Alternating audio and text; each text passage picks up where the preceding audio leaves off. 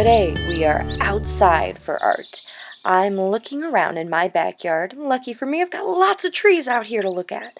So while we're looking around, we're going to investigate just a little bit further into what makes a tree look the way it does. Now, if I investigate really closely, which means I'm looking, I'm focusing, I'm noticing details, I'm going to see, first of all, lots and lots of lines and shapes, the branches all coming out in all different directions, and none of them are perfectly straight lines and shapes. That's something we would call an organic shape because it's not something you can copy. It's something unique that's different almost every time. That's what's wonderful about trees. So if I look really closely, there's something very familiar about this. Do you see how looking at the trunk going up and splitting into two starts to look like the letter Y? Well, if we look really carefully and look at those branches, our branches also kind of look like the letter Y. And then it gets like tinier and tinier and tinier, but I keep seeing that letter Y repeating over and over again. Now, this is the key to trying out our first Y tree drawing. It all starts with the letter Y. Now, once we've got our letter Y drawn, everybody knows how to do that. We can all start that way. So everybody can draw their letter Y. After you've done that, it's as easy as finding a new spot to start and adding, make sure it touches on your tree, but you can add another Y, lowercase or uppercase. Can make them all different sizes, remembering that the farther away from the trunk of the tree we get, the smaller the branches usually get. So I'll just make my Ys a little bit tinier. I can add as many as feel comfortable, and however many look good. I can start changing the directions of those lines, repeating over and over again, remembering that this is an exercise, which means it's a practice to kind of learn a new skill, but also to learn just kind of how we can use lines and shapes to create a work of art, and how we can use those, and how we can use familiar ideas like the letter Y, for example, to create a relatively realistic work of art. So I can keep going as long as I want. You can fill up this entire page with branches if you wanted to. I can keep going and filling it up and adding more. I can make bigger ones, smaller ones, all kinds of directions, all kinds of shapes. Once I am satisfied with the amount of Ys that I have, this is what I want you to do. I feel pretty good about this right here. I feel like that looks like a fairly sizable tree. So my next job, now that I've got all those lines in, is to think about shape. So if I feel like this was too simple, now I'm going to break this down, and the trunk of a tree is definitely not a straight line, right? It's actually more of a shape. So the trunk of a tree is almost rectangular, like a rectangle, or cylindrical, which would be a 3D shape.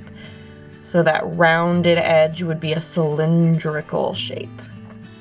So I might add a little bit of roundedness to it, or we can just make it a simple rectangle. And I can go through that way with lots of my branches. Start to thicken them up, adding more. I kind of like to start curving them around and going a little bit wacky with my Ys so that they aren't so perfect. We know that most things in nature are not perfectly straight, and we definitely know branches on a tree are not. So I want to make sure that I take the time to give it a little bit of fun to it too, a little bit more squiggly.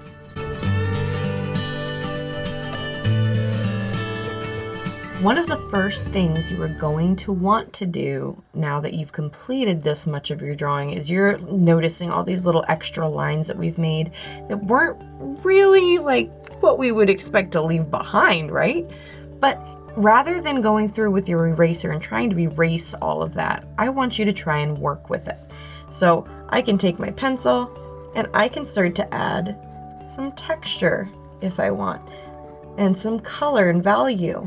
So maybe I color this in with my crayons, Or perhaps I use my pencil and start to shade by making darker areas on my tree, outlining harder, make everything more saturated. I can add little lines to create the texture of a bark on a tree. I could fill in more lines to just kind of decorate if I wanted to. So perhaps I went through and I went really crazy, and instead of making this a realistic tree, I made it just a crazy fun tree with zigzags and polka dots and lines. There's a lot of different ways you could go about this, but whatever way you choose, try and come up with a way to work with the extra bits that we've created.